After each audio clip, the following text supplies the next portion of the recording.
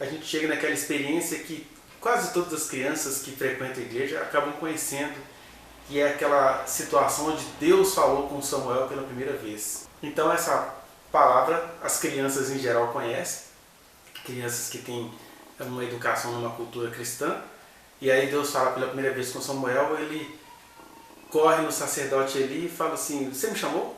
Aí ele fala assim, não. Quando ele volta para o seu leito, Deus o chama pela segunda vez, Samuel, e aí ele vai no sumo sacerdote Eli e ele fala que não o chamou. Aí pela terceira vez, Deus chama o Samuel e ele vai no Eli, quando Eli fala assim, deve ser Deus querendo falar com esse menino. E aí ele fala assim, olha Samuel, se você ouvir a voz de novo, você fala Senhor, que o teu servo ouve, ou que o teu servo escuta. E aí o Samuel voltou, Deus o chamou, né? E ele diz, faz conforme a instrução que ele recebeu do sumo sacerdote. Olha a palavra que Deus fala para o menino, que segundo Flávio Joséfo, deveria ter em torno de 12 anos. A gente sabe que é um menino até pelo jeito dele, de ele perguntar ao sacerdote, né? E aí olha o que Deus diz para esse menino. Eis que eu vou fazer uma coisa em Israel, a qual todo que ouvir lhe tirarão ambos os ouvidos. Vai dar até zumbido.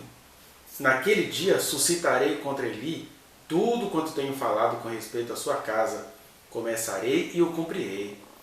Porque já lhe disse que julgarei a sua casa para sempre, pela iniquidade que ele bem conhecia, porque seus filhos se fizeram execráveis e ele não os repreendeu.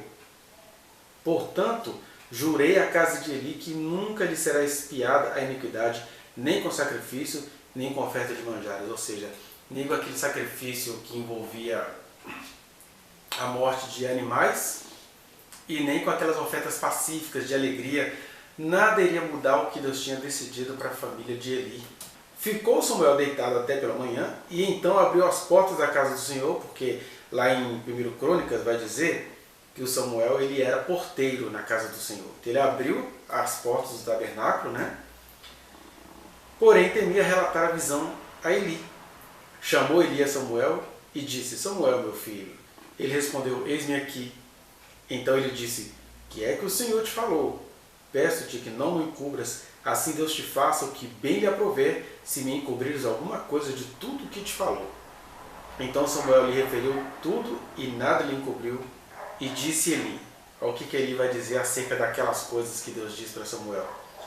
É o Senhor, faça o que bem lhe aprouver. Crescia Samuel e o Senhor era com ele, e nenhuma de todas as suas palavras deixou cair em terra.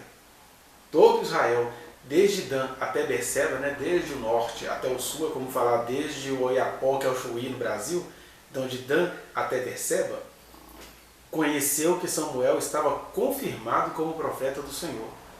Continuou o Senhor a aparecer em Siló, que era o local de culto, né, ali nas regiões de Efraim, enquanto por sua palavra o Senhor se manifestava ali a Samuel. E aí vem Samuel nessa esteia de ser juiz, sacerdote, mas ele acabou sendo mais profeta. E o Samuel era um menino que desde pequeno ele tinha evidências, ele não sabia muito lidar com aquilo, mas ele foi chamado pelo Senhor a partir daquele desejo de Ana que ela soube muito bem entregar ao Senhor. Por isso, eu queria deixar aqui para a nossa meditação 5 liçõezinhas que este capítulo 3 de Samuel nos deixa. A primeira é isso, é que a ausência de Deus no sentido macro, geral, não significa que Deus esteja ausente no campo individual, porque o texto começa dizendo que naqueles dias a palavra do Senhor era muito rara, ou seja, Deus quase não falava. Em que sentido? Aquele povo que vinha lá da leva dos juízes, que não adorava o Senhor de todo o coração, que só estava preocupado em ter um rei, em estabelecer a liga tribal, eles não buscavam o Senhor e Deus não falava. Então, isso acontece muito, né, até nos nossos dias, quando você vai vendo, aqui você está falando de um povo que tinha religião, que tinha ritos, que tinha tradição, que tinha a lei de Moisés. E por que a palavra do Senhor era muito rara? Porque eles praticavam todas estas coisas, mas não tinha lugar para Deus ali. E vai sendo assim na história da humanidade, igual hoje nós estamos num período onde o Brasil se considera um país cristão, um governo cristão, um monte de coisa que é apetecível aos crentes. Mas é interessante, o Senhor não tem falado de maneira geral. Por outro lado, assim como ao indivíduo, ou Samuel, Deus tem falado com muitos indivíduos. Deus está fora dessas coisas aí, até as frases denunciam, né? Deus está acima de todos, bem longe de todos. Ou seja, só tem discurso, tem forma de piedade, mas não nega-lhe o poder. São como símbolos ou sinos que fazem barulhos exatamente por estarem vazios, né? Então o Senhor está ausente no sentido global, no sentido geral. A Terra está caminhando para aquilo que os seres humanos desejam, caminhando para a destruição, porque os seres humanos desejam. Seres humanos amam ser explorados, seres humanos amam ser surrupiados, brasileiros amam que se privatize o SUS, mesmo que eles precisem do SUS, e mesmo que no fato de que quem vai fazer isso nunca precisou do SUS, então eles estão tirando de quem não tem, né? Mas os brasileiros têm amado os gafanhotos do inferno. E aí a palavra do Senhor fica muito rara. Agora, com Samuel ele estava falando. Embora tenha esse episódio aqui, certamente Samuel tinha outras experiências. Quem tem dons de vidência, né, de profecia, visões, línguas estranhas, sabe que desde pequeno alguma coisa te acontecia e você ficava com medo de falar com alguém, para alguém, porque você ficava com medo de ser taxado de louco. Mas já são os dons do Senhor. Na nossa cultura, quando as pessoas são descobertas nos seus dons, alguém fala assim, você tem que desenvolver a mediunidade. E essa é a diferença entre ser profeta e ser médium, eu diria. Porque ser profeta é algo que Deus vai se revelar, que Deus não vai atormentar a sua vida, que você não precisa desenvolver na mediunidade, que você vai receber uma entidade para poder passar para os outros. É o fato de que o Senhor vai se manifestar em você, mas você não vai deixar de ter as suas características como pessoa, né? Quando alguém, por exemplo, está sob efeito de psicografia, você pega a letra da pessoa falecida, você pega os trejeitos da pessoa falecida. Já a profecia ou a visão é algo que o ser humano age em parceria com o Senhor. Eu lembro de uma pessoa, por exemplo, quando foi entregar uma profecia, ela, tu minha selva, ou seja, o Eterno falando com alguém a partir do arcabouço letrístico desse alguém. Ao invés da pessoa falar serva, falava selva, né? Às vezes a pessoa tem visões e ela vê conforme as limitações dela, porque é Deus falando sem fazer com que você deixe de ser você, sem fazer com que você deixe de ser humano, sem fazer com que você deixe de ter as suas limitações, né? Já na mediunidade, você muda os trejeitos, né? De repente alguém ali numa sessão de umbanda recebe um preto velho, a pessoa cria uma outra coisa que toma conta dela. Ou quando o espírito do herê baixa em alguém, e aí a pessoa quer pipoca, a pessoa faz pirraça igual criança, então muda a personalidade. Já a vidência, a profecia, a visão, não. Você não vai deixar de ser você, né? Porque o Senhor nos fez para sermos pessoas, Ele não é invasivo. Então, Deus não estava falando com um todo, mas com o menino Samuel Ele estava falando como neste dia o Senhor está em silêncio para esse país que tem se entregado à pior cegueira, que a gente acha que a gente saiu de uma corrupção de governos anteriores. Nós nos entregamos, eu falo nós porque infelizmente eu sou brasileiro nessas horas, vou ter que assumir para mim a cegueira dos meus co-cidadãos, né? Que é o quê?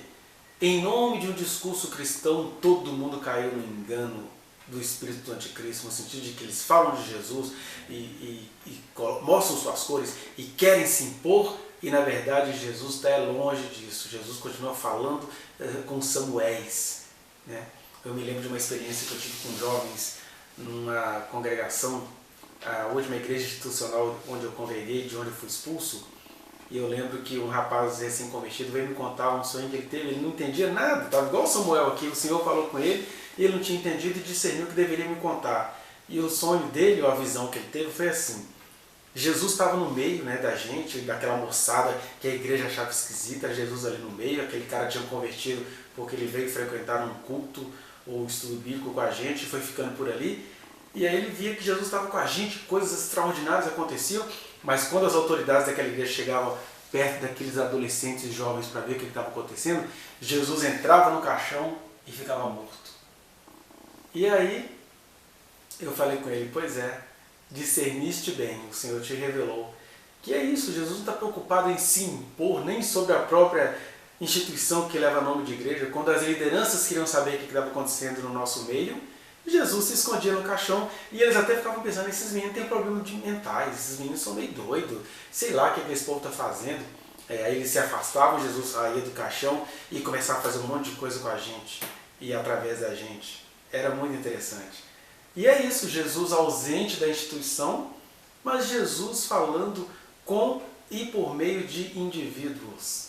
Porque o evangelho dele está sendo pregado o tempo todo e o reino de Deus não vem com visível aparência. Então ele estava ausente do povo de Israel, porque o povo de Israel nem o queria ali, o povo de Israel só queria um rei, mas ele estava presente com Samuel, com Ana, com todos os piedosos que existiam à época, né?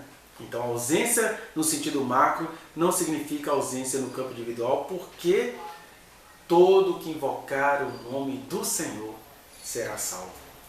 A segunda coisa que a gente vê no versículo 7, vá no link que está aqui na descrição e acesse a reflexão na íntegra. Não se esqueça de dar o like nesse trechinho de vídeo, compartilhá-lo e se inscrever neste canal, apertar o sininho para você receber as notificações. Muito obrigado.